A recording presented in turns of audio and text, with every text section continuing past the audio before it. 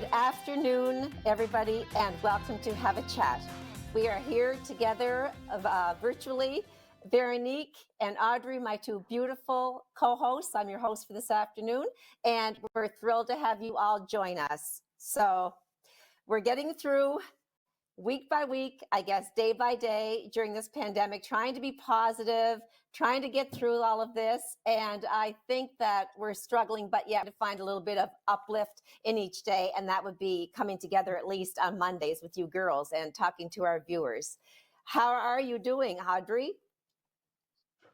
Hanging in there. Each day is definitely, like you said, Judy, a challenge. The weather here in Miramichi, like it's like spring one day and then back to like winter. I think we had all seasons yesterday fly through the Miramichi in one day. We're hanging in there. It's day by day. Watching the news still. I own my own business, so I'm sitting back waiting to hear whether or not restrictions are going to be lifted and whether or not at what level and what that means for my type of business. I have a business that is very hands-on. It's not like a retail business where I can actually stay 6 feet away from my client. I have to be not only in close proximity, but I must touch them. So we're watching very closely to see whether or not that's something that we're going to be able to do and what restrictions will be required of us to be able to open. So it's still somewhat stressful for us on that level because we very much want to get back to work. We miss our clients. We miss the socialization of it all. And, so just one day at a time. And Veronique, I know that you're working from home, and how are you doing overall? Yeah, in that respect, I've been very lucky that, I do work for an employer that has enabled me to be able to work from home and all of my colleagues as well. So I'm really lucky in that respect. It's, it's been a challenge, I think, for everybody I want to be productive as far as the rest of my life. But I'm not managing that. And for a long time, I was really beating myself up about that. Because, I kept saying, well, I'm going to clean a room a day, or I'm going to organize this or whatever. Yeah. And I mean, we've been, safe at home now for just about 6 weeks. And the only room I managed to clean and organize is the bathroom. That's okay. That's okay. You're doing important things. Don't feel down. Yeah. Well, don't feel down as far as that is. Well, and I had to come to grips with that, that it was going to be okay. And if I didn't organize my house, I didn't organize my house. And if I, spent most of my evenings just kind of hanging out with mom and the fur babies and watching TV or video chatting with some friends, and that was okay too. And on the days that I do manage to have a little bit more energy and, decide to, I don't know, do the dishes, then that's a good day too. And, I've come to grips with it. Really, it for a long time, it was a little bit tougher, but, and I will say this too, I found this week really challenging. I found it a very heavy week. Given everything that happened, in Nova Scotia, I think we were all dealing with trauma to a pretty large extent, given the pandemic and the change to our daily lives. And then to kind of watch all of that unfold over the weekend, it's really impacted me, and it's strange. I think sometimes that that would, because given what Dad does for a living and kind of the other things that we've lived through over the last number of years in Canada in general. But this one really hit me, and I've had a few sleepless nights for sure. And, you just kind of sometimes in the middle of the day, you start to cry because you don't know what else to do with yourself. It's really truly hit everybody, seeing that this tragedy took the lives of 23 people, including the person that carried out this horrendous task, the worst mass shooting in Canadian history. Everyone's been tuned in, but I try not to tune in too much because I find it so overwhelming. My heart's so heavy for those people, given that they're only a 3.5-hour drive away. My son lives in that province. My other son went to school in that province. It's a beautiful province that's been hit hard, and my heart goes out, as all of our hearts go out, to those left behind. I think what struck me the most and what broke my heart the most was how productive each of those persons' lives that were taken, how they were giving to society, how they were such happy people. You know, in life, some people just kind of sail through, they go through life, they don't have that purpose as such. You see people fall into crime, you see people into addiction, unfortunately, which then leads to other terrible things, and it sets them back in life. But these were all professional or young people that had drive and ambition and families home that were needing them and loving them. And it's just those left behind to mourn in this time of COVID, where they can't embrace and give that loving feeling of support to each other in their homes. It has to be over the phone. I can only watch it so much, and I just have to shut it off because my heart's bleeding, basically. I would have to agree there, with having my young children still here at home with me, and listening to some of the stories and the families that are coming from all this tragedy, and like you said, Judy, how horrific it was and how it was actually carried out and how disgusting that whole thing was. But for those families now to have the funerals and have to, on top of everything else, not be able to, console each other the typical way of the way we're used to. It's almost like another crime on top of a crime. It And is. it's absolutely heartbreaking. And like Veronique was saying, it's hard not to just all of a sudden be shedding tears in the middle of the day, thinking of it all and how overwhelming it is. It is. And we have to put our position. It's so easy to sit back as an audience in the coziness of our home and shoot these questions and maybe look and pick and nitpick about the way things are being carried out. But I mean, it's human nature that there are going to be mistakes made along the way with the investigation and this alert business, and they're looking into it. But given that we're not professionals in that line of work ourselves as investigators or RCMP or fire department members, first responders, it's really easy to condemn, and yet these people are trying their best. And my heart goes out to Chris Leather, who's been on television as a superintendent. He looks grief-stricken, which he totally is, and has to conduct information every day in front of these reporters that are just right at him for this answer immediately, and he can't always give an immediate response. The alert itself, I mean, yes, I've traveled enough around the world to know that when there's a missing child or severe weather coming, whatever part of the country or world we've been in, that goes out. There's a child missing, there could be a tornado. But in this case, it was a guy, with so much going on with the police uniform and the RCMP cruiser. The technicalities I know are coming out, but people in the meantime are extremely angry. And my heart goes out to the RCMP and all of the people that are angry as well about the alert situation. It's a two-way problem. Yeah, it's a double-edged sword for sure. It's really easy to to place blame when we're uncertain or anxious or scared, and I think we also have to realize it's really easy to look back and say, like, how did they not do this or how did they not do that at the time? But I mean, it is unfathomable to imagine that this person over a span of 13 hours was able to do these things, and nobody could have understood that at the time. Nobody could have linked those things at the time, and if they did what they could. It's really we've never seen anything like this Never. in our lifetime. Because as horrific as these shootings are that we see, we've seen a few in our own country and a few in their neighbors to the south.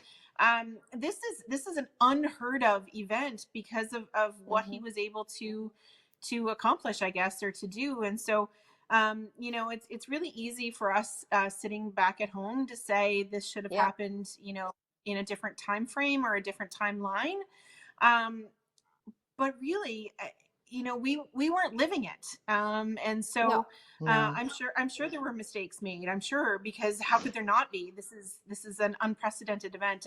And that word's been used so much over the last number of days. It's hard to find another one, but this has never happened before. So Of course there had to have been mistakes made, but we have to give credit to everybody that was on the ground there trying to figure out what was going on, because really nobody had any idea. And No, it was just him. uh, He knew because he planned it for so long, right? So he knew exactly Yeah. what he wanted to do and where he wanted to go, and exactly. So for when it all started happening, for the police and the RCMP and everyone to be able to predict where he was going to be and what he was going to do next was practically I impossible. I just keep reflecting on the person himself because of my background working with those who have had anger management problems and my background in psychology, etc. And I keep looking at the fact that we're in a very, as Veronique pointed out, unusual situation to begin with, in a lockdown, in quarantine. And this man, let's just go right to the fact. This man, from my point of view, had a very huge instability of personality and obvious some form of mental illness. And that's all I'm going to say, because that's my opinion, is that it just grew and grew. And then with every other probably factor that we don't know the situation, but the number one thing I'm looking at is his mental state. And when you're in a mental state to begin with and locked in your home, and your mind's turning to these very extremely dark and extraordinary plans to kill, it all comes together, and it's gonna take forever, as I keep saying, to get to the crime scenes. I mean, there have been 16 crime scenes. The one thing about this person that did all the killings is very intellectual. And that poses a huge problem. When you have a person that carries out a killing spree with a very good mind, and in other words, he's an educated man who went to university, he's a denturist, that scares me. Some people out there are carrying out crimes and they're kind of half-witted and they're just doing it at the spur of the moment. But when you get a premeditated situation like this, God bless the people that he did this to. They were so special and beautiful, and their families. And you know what I'm going to say? My heart goes out to his family. Can you imagine having your son carry out such a horrific act as a parent or a brother or a sister or whatever relation you have to? I'm sure in time, when things start to heal a little bit, they'll give an apology on behalf of what he did, because I know if that was my child, I would have to, whether I was strong enough to do it or not, just say, on behalf of my family, please forgive this unforgivable crime he did. We're going to wrap up pretty soon. So what are your final thoughts on this Nova Scotia? What are you feeling? Are you trying to turn into it and tune in? Or are you trying to walk away and do some upbeat things to get away from it all? For me, I've watched too much. I will be honest. And so I'm trying to tune it out now. Trying to not watch as much of the newscast coverage as I can at this point, because I'm overstimulated on it. It's too much for me. That's understandable. Veronique and Audrey, before we go to break. Yeah.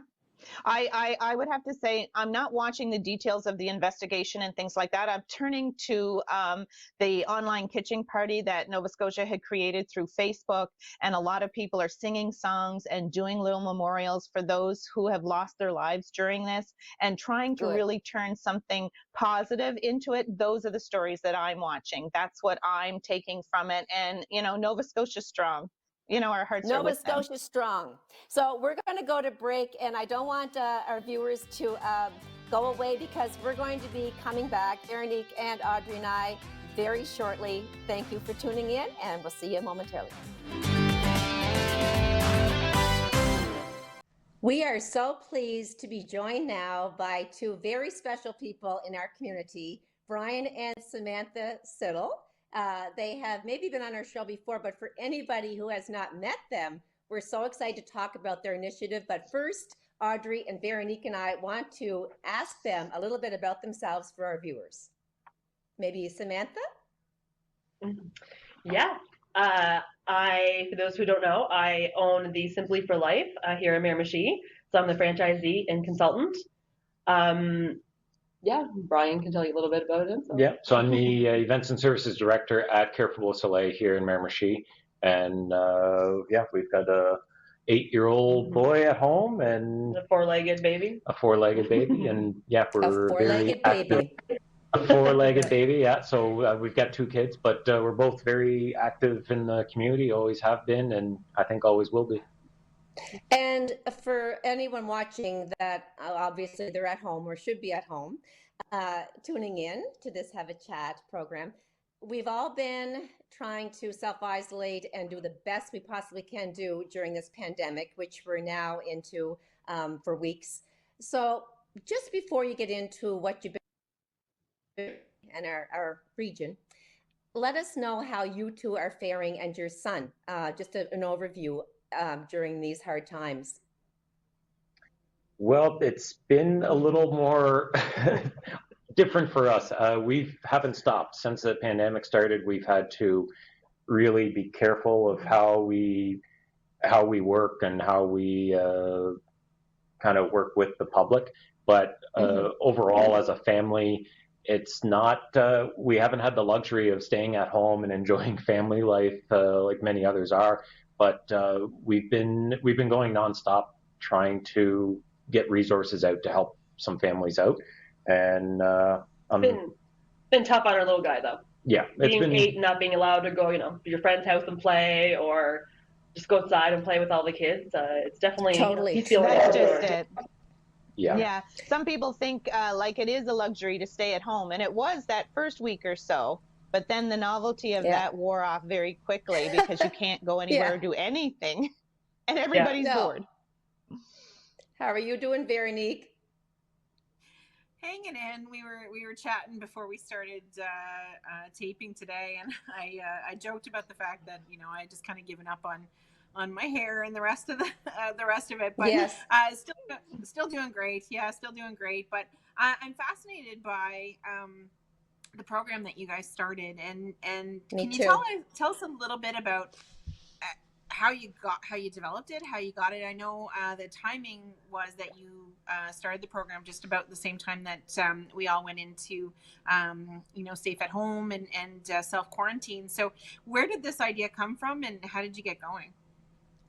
It was something that pretty much started just very small, just an idea that we had between myself, Sam, and Chef Pat here at Carrefour. It was more of an outreach to Retirement Miramichi. So we worked directly with Retirement Miramichi just to see if there's anything that we could do to help them out. There was a lot of seniors with anxiety when this all started, and they didn't want to leave their home. They didn't want to go out in public, period, and some of them didn't have any means of transportation. So we decided to open up a food program to them. Lo and behold, that was just kind of the tip of the iceberg. After that, it just blew up to there was a bigger need in Miramichi at the time. There's restrictions for families to get to the food bank, to get to some of the other sources out there. So we kind of re-engineered pretty much our whole facility here on how we can mass produce large amounts of food that's New Brunswick based and get it out to a larger market. It's incredible. So what exactly? What exactly? So this is called I'm sorry, Judy. Sorry. The food box. Is that what this program is called? Yep. So it's a family food box. So we've got 2 different sizes of boxes, and then there's 2 options within that. So there's 4 different boxes. So it includes pre-prepared meals that are oven ready or microwave ready, and we include milk with it and baked goods, and it's all packaged up and delivered to your door. So typically, wonderful. What would your day begin as far as preparation goes? What time do you wrap up, basically? There is no wrap up or any start. It's kind of a nonstop. We've got a team of about 6 or 7 altogether for the operation. So right now we have a team that just works in the kitchen, and we've got another team just on the administration side and on the promotional side for our marketing. And the kitchen team starts at about 5 in the morning, and they finish at about 3 or 4 in the afternoon. And then for our team, we start at about 7-ish in the morning, and we run till about 9, 10, 11, 12 at night. That's just commendable. I can't express on behalf of Audrey and Veronique and I in the community how valuable your services are, and that you're jumping in like this in the most unprecedented time we've ever experienced in family, and people are like, oh, everybody's in so much need food. That's the one thing that people have to have. Yeah, and the biggest thing on starting the program was making it available to everyone. So we launched it as a pay what you can. So if you want to just buy a box at full price, you can do that, no problem at all. If you're running a little tight on funds, you have the option of doing a half price box, or if you want a full sponsored box, that's not a problem at all. It's a program that it's boundless. There's no checks on anything at all. You just fill out the information, send it in to us, and we'll get you a box. Talk to me a little bit about the sponsors. Like, you know, we've seen some wonderful local community champions really jump on board, and of course you talked a little bit about you know, paying for that family food box, but you can also sponsor people. Like if things are a little bit easier in your own life right now, you can always sponsor somebody through that box. Can you talk to us a little bit about the sponsors that have jumped on board? Yeah, I think we were surprised. I mean, we shouldn't be, it's Miramichi. But the people that stepped forward, just individuals in the community as well, that wanted to donate and sponsor a box for family in need. We wouldn't be able to do this if it wasn't for the sponsors. That's the bottom line. Without sponsors, we wouldn't be able to do the program. So through social media, of course, and posting what we were doing, we've had so many amazing individuals and businesses just step forward and want to help. They want to help feed families that are having a hard time right now. Yeah. So Audrey, can you tell me a little bit about, I'm still not quite clear. Are the meals prepared? It's a specific recipe, or is it the groceries for you to make the meals yourself? No, it's pre-prepared meals. So they're in oven-ready containers, or they're microwave-ready containers. So it's a matter of just receiving the box. You can keep it in the freezer, or you can keep it in the fridge and heat it up, and it's ready to go. Everything's pre-cooked, ready to go, to make it as easy as possible for anyone at home to just have food ready to go. They don't have to worry about cooking 3 times a day. They can just have one of these options throughout the day to just heat up and go. That's beautiful. That's beautiful, Brian. Is there a specific menu? Sorry. Yes. There's it's changed a couple of times here, so it really depends. We've got sweet and sour meatballs, chicken dinners, roast beef dinners, pasta and meat sauce, shepherd's pie. There's a bunch of different options there, so it's evolving. We've kind of changed, and some of it depends on what we've got available for food, especially where we're trying to work with local producers and work with local produce. It's very limited on what we can provide for meals, but so far it's been awesome. We've been able to give a good menu. Totally awesome. How do you get around the issues of people with sensitivity? I guess form you, but does that make your work tricky? It makes it a little challenging. We do, on the form, we do have a spot there for any dietary issues, and we've got some people, whether it's diabetics. Yeah, diabetics, or if we've got any wheat allergies and whatnot. And we try to cater the best we can. It's limited on what we can do. We can't make every meal specific because we are, it's a production kitchen. So it's not set up as a restaurant. It's set up to handle 400 or 500 meals at one time. So we can mass produce in a heartbeat. We can feed 600 people in no time at all through our kitchen. But when it gets down to specifics and custom, it's a little more challenging. But working with Sam with some of the forms that come in that have these dietary restrictions, she's been able to really help Chef Pat on kind of customizing some meals easily. Yeah. So is it a Beautiful. daily order that I would do, or can I order for the week, or how does that go? So we do deliveries twice a week, so it's every Wednesday and Friday for delivery runs. It gives the kitchen 2 full days of prep time for that delivery run. With that, we are going to be expanding into larger regions outside of Miramichi. So there's going to be some different days for deliveries and some different options there as well. But it's you can order twice a week if you want. If it's a sponsored box, it's a limit of 1 box a week per household, just to make it fair for everyone. But if you're paying for a box, if you want 20 boxes twice a week, we can make that happen. How many meals Just so in a fabulous. box? Is it to feed a certain number of people? Yep. So the family box feeds, it's usually about a family of 4 for about 4 or 5 days. So it gives you 3 family size dishes. And then on the singles couples boxes, it gives you 4 pre-prepared individual meals. So it's about 2 servings per meal. So it's 8 servings for the singles couples, and then it gives you 12 servings for the family boxes. I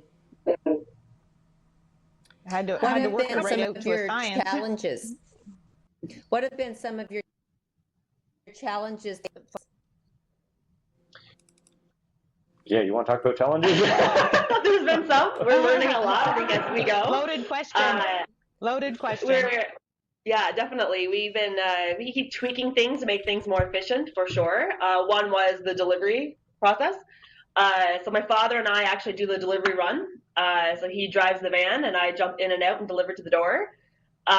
So it took us probably a few weeks to really get that really efficient. The first time we did it, we ended at 7 o'clock at night, I think. It was closer to about 9 o'clock at night.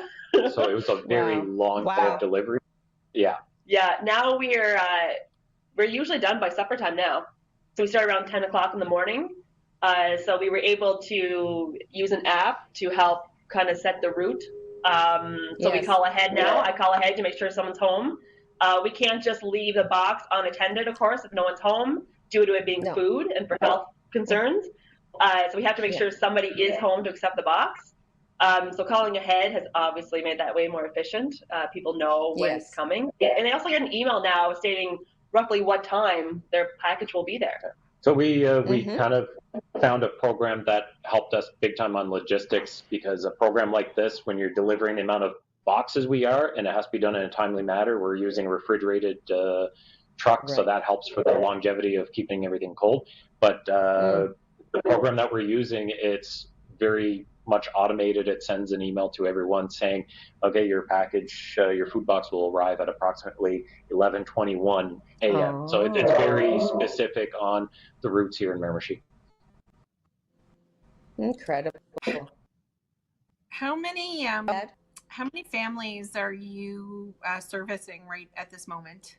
So we right now take care of roughly about 400 to 500 families. It's not a subscription service. So with everyone ordering every week, the numbers differ. But on average, it's roughly about 400 to 500 families across Miramichi. Amazing. Pretty incredible. What type of feedback are you getting from the community?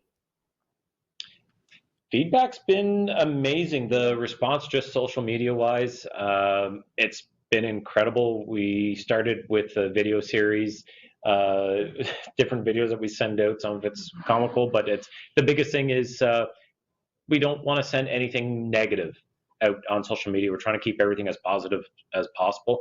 So we're getting a lot of views on those videos because of that, and just the response we've been getting from community for donations and people wanting to volunteer has been incredible. We didn't expect as much as we did, but like Sam mentioned earlier, we're in Miramichi. It's there's tons of people around that just want to give. If I wanted to donate or be sponsor for somebody, is that a different form that I fill out, or do I can sponsor like one meal or a specific family? Like, how would I go about doing that? Yep, so we do have a separate form. Well, I think the page that's linked now, right? Yeah. Brian does all the IT stuff here. So now when you go on to order, there's a donation button. So you hit that button and you fill out all the information, and that's it. This has to be one of the most self-rewarding things that you as a couple have ever probably done. Am I correct? It's definitely up there. I started telling to Brian, like, when you're out, especially delivering, seeing people, dropping their package off, and a lot of the times actually now, people are getting them for other people. So the person I'm delivering to may not even know that they're getting it. They don't even expect it coming to their door. So the reaction that we get just on the deliveries is you can't ask for that. It's incredible. It's empowering, and that's what's driving us to keep it going. And we share all this with the team here, so they understand all this extra work we're doing when a lot of other people are at home, working from home, or have been laid off of work. We're doing all this because of these people that need the help. One of the most challenging things, as you pointed out a bit, was the social distancing and the hygienic part. That's huge right now, but you're doing it because you're professionals, and yet that would be one of the hardest things, I'm sure.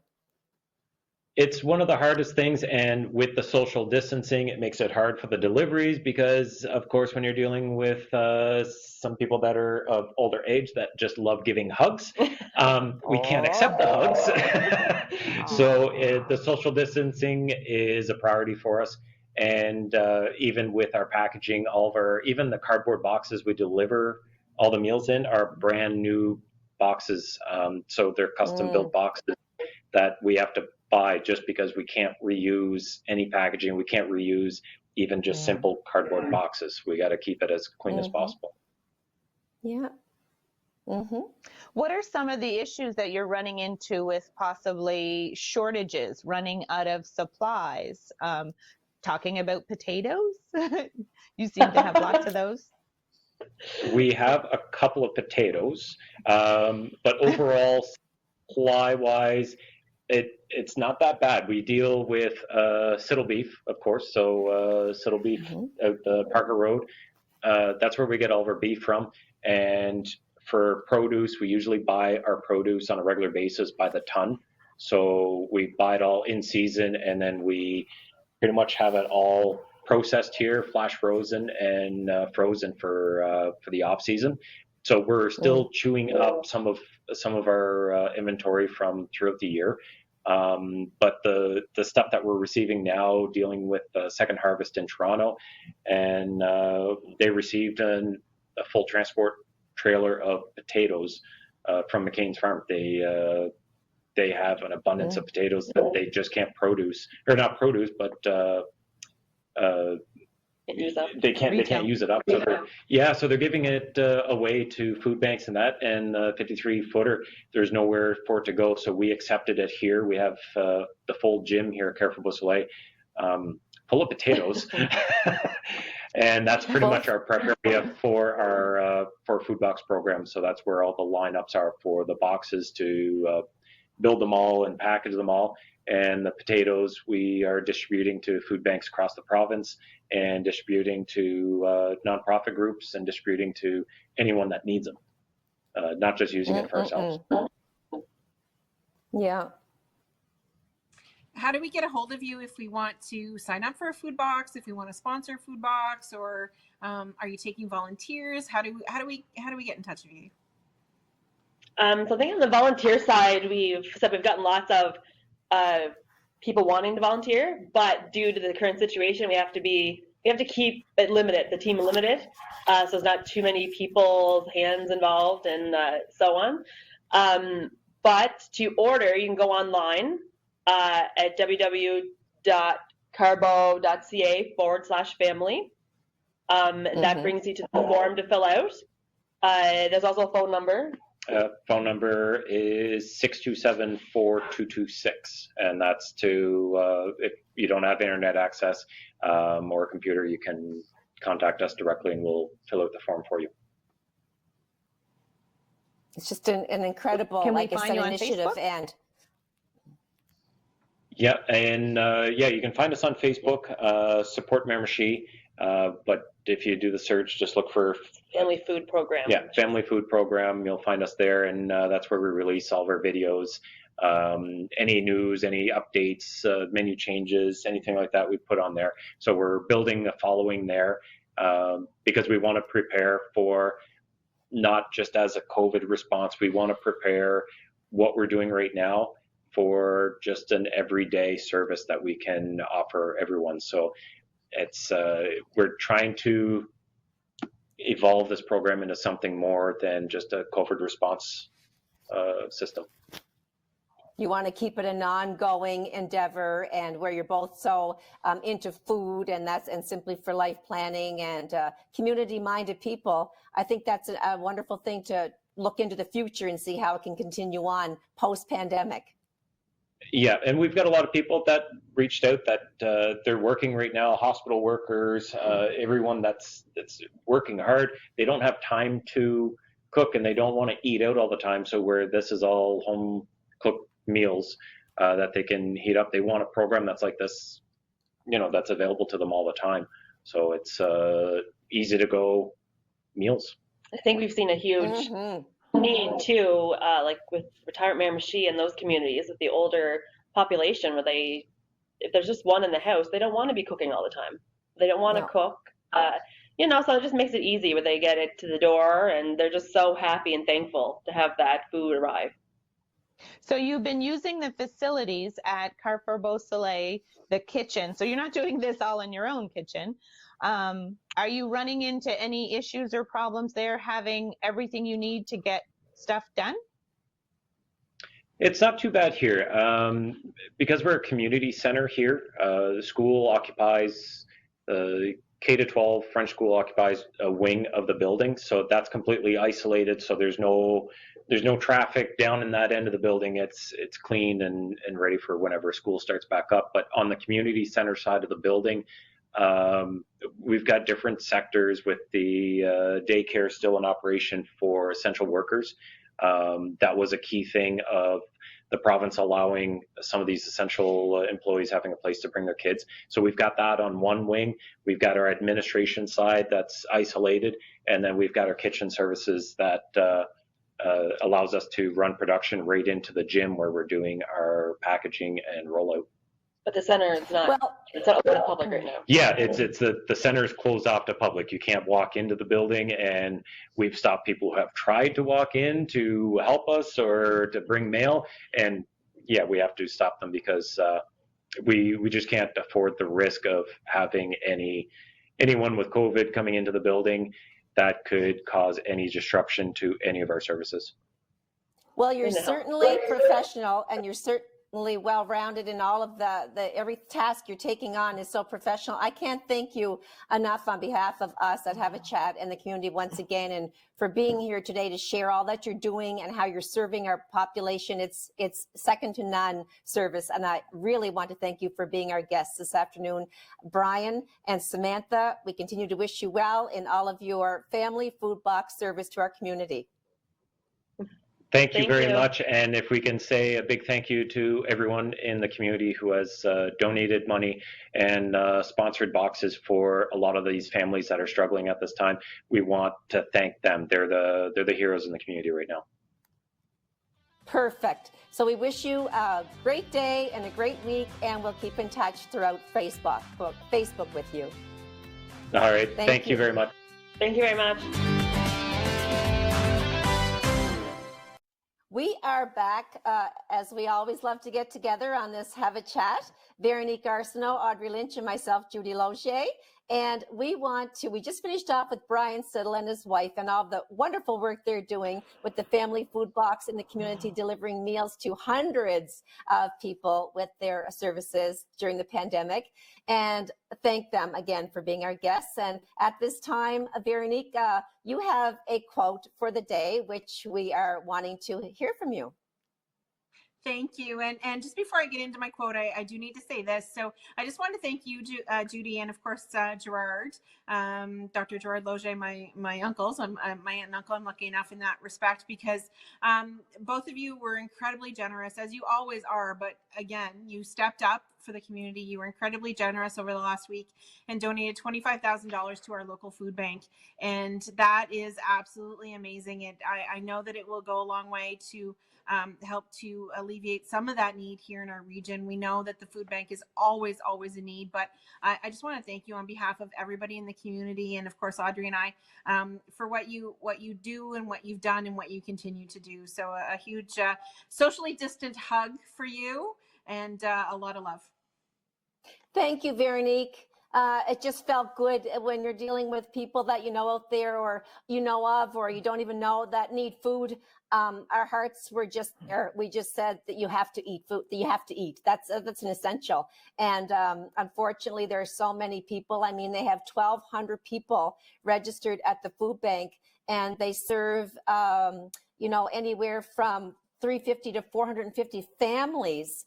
A week and also a month rather, and they also break that down to individuals, which is anywhere from 600 to 800 people that go to that food bank on a monthly basis. So it can only go so far, but we're very happy to have contributed. Thank you very much.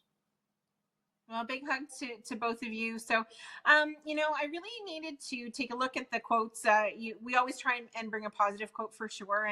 And because my heart was so heavy, I was kind of caught between, trying to find a way to express that in a quote and finding a quote that spoke about that need to sometimes cry, or that need to share our feelings. And I was caught between that and another quote that I love, and from an incredible politician, actually, that we lost far too soon, and that was Jack Layton. So I did decide to go with the Jack quote because he was a marvelous human being, and I was always fascinated with him and his policies and his desire to serve his fellow humans. So here's Jack Layton's quote today, and I'm going to read it off. We'll call it my teleprompter, but it's really actually my computer screen. My friends, love is better than anger. Hope is better than fear. Optimism is better than despair. So let us be loving, hopeful, and optimistic, and we'll change the world. I think that's beautiful, Lovely. Veronique, and it goes to everybody. It reaches everybody out there, because hope is what it's all about, right? I think in this pandemic, and given the investigation that's going on in Nova Scotia, all we can do is try our best to get every day in the most positive way we can, and lean on each other, because it is the unknown that is the biggest factor in all of this. What's ahead of us with the pandemic? When are restrictions going to lift? And that's what concerns me the most, is how is this going to unravel? And in the meantime, if we think about it too much, we can go a little bit crazy. So I do try to get my family time in a very special way, and do things at home that make our home a little bit more alive, or else we'll get really down about all of this.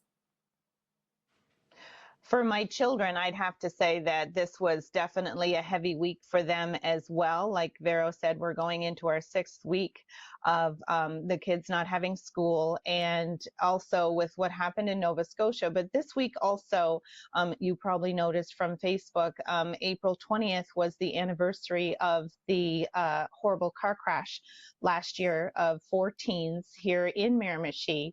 And I'd have to say that my 2 kids who were friends with these 4 children, they struggled this week.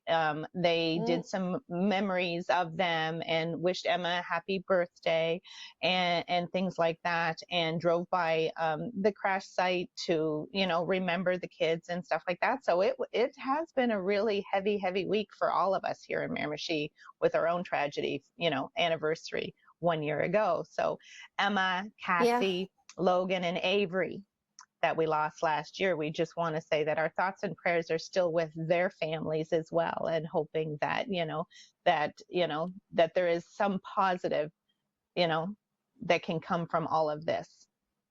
Yes, and thank you for honoring, remembering those families, Audrey, because I think of them so often, and it makes you cherish your own, right? And know that they're just gifts. If we have nieces, nephews, children, that they're on loan basically, and that we have to embrace Yes. every moment with them. I just want to say and give a shout out to my sister Jennifer and her husband Matt, who live in Barcelona. I've been in Yes. contact with her and Matt, and they've been 41, I think it's 41 or 2 days now in lockup in Barcelona. And I ache for them because they can't go anywhere. We have the freedom to at least go outside. We can go for a drive if we have to, get our essentials. But my goodness, 42 days in an apartment. They were only able to access their rooftop today. Before that, it wasn't opened. So now they can go up there, like, as social distancing goes, I guess so many couples at a time, which would be 2 probably, or 3 people, 4, and just get some fresh air and sunshine. It's beautiful there, and yet they can't enjoy it on the streets because all the streets are still closed down. So hang in there, Jennifer, Matt. We miss you, but we're praying for all of the world and in your corner of Spain that things certainly get moving sooner than later. God bless you both. I have a question for you ladies. With the pandemic and things that are going on, what are your thoughts on Premier Higgs actually considering lifting some of the restrictions come the end of this month, at the end of our next 14 days, and what that'll mean for people going back to work? Do you think it's too soon? Some people are saying, this is just asking for trouble, that we need more time, or no, yes, it's time to start letting, our economy bounce back somewhat if we possibly can. Vero, what's your take on all of that? That one's a struggle for me, I'll be honest. I think that, we've done really well as a province, which is fantastic. I'm really proud. We've had a number of days in a row where we've had 0 cases, and that is a great thing. But the analogy that I see most often on Facebook is, easing up restrictions right now just because we've had some days without cases is like saying, well, the parachute I'm wearing has slowed my descent. Now I can take it off, right? Without actually having hit the ground yet. Yeah. So, I think that there's gonna come a time. I'm not, and I don't have all the information. I think Premier Higgs has done a phenomenal job, to be honest, throughout the pandemic. I think he's made good, solid decisions. I think he's led in a very, conservative, small c way, meaning that he's really taken into account the recommendations, I feel, from Dr. Russell and things like that. So I understand the need to get the economy back open. I do. I know that had I still had my small business, I wouldn't have survived this. Absolutely. I know that for a fact. So I can understand the fear that a lot of businesses are having right now, and you as well, Audrey. But I also, for me, it's kind of that long game, right? Do we sacrifice another, couple of weeks after the end of this month to be able to be a little bit, more secure? What do those lifting those restrictions look like? Our neighbors in Quebec are struggling. They're the epicenter in Canada for the COVID virus. So, do we make sure that we keep that border closed? Same with Nova Scotia. Yes, PEI has handled this really well because they shut down completely, right? So, I'm of 2 minds. I'm struggling a bit with it, because I understand the economic impact of all this. I understand that people are struggling. I truly do. I remember that feeling when I had that small business and I couldn't rub 2 pennies together at the time. So I understand all that, but I'm also afraid to watch people die because of this. Yeah, that's just it. it. I'm with you. My heart goes out to people such as yourself, Audrey, and so many other people I know. When you have a home to run and bills to pay, and aside from that, a business, and let's just say it, we need our hairdressers, we need our estheticians. I'm just joking, but that's not. We have to live with that. Well, whatever we look like, and we'll take it. But I know that you want to get back to it. But as Veronique said, my big concern is at the border. The deaths that have occurred in Quebec is just mind blowing, and there's it's 6 hours from here, from New Brunswick, to get into Quebec City. And if we start saying, "Oh, yay, let's get away," we've been so confined for so many months, and we start traveling, what's to stop all these people leaving New Brunswick and going to Quebec for a little holiday, bringing it back again, and that, like Daryl said, we'll be stuck in the house again for months and months. And Nova Scotia is only 4 hours away, and like my son's at the hospital working there as a physician, and he's being cautious. But as he said, the numbers have been going up. And so do we want to drive 4 hours away and be exposed to the coronavirus and bring that back to our city and start it up and get it rolling here? No. I really don't know what to say. I think if they open, they better open extremely slowly and look at who's opening and what is, like, besides the essential that are open now, what's the next most essential service that should be opened? Maybe a step at a time. Exactly. Because that's the way I was looking at it, was initially, because my girls are constantly in connection with me and wondering what my take is on when we'll be able to open. And my type of business, I'm pretty sure, might not be at the top of the list for opening first without a huge amount of physical restrictions, which will be really hard because we are a hands-on service. So my concern, yes, is how deep will that hole be dug, and whether or not I can come out from that, when it's all said and done. And even if I come back slowly, whether or not I'll still be able to do that. But I do believe what you're saying, Judy, with the borders and not allowing those to be completely open, for sure, because of those numbers being so high there. But I was in town, had to scoot, get the groceries or whatever, and come back. And the number of license plates that I seen that were not from this province was somewhat shocking to me.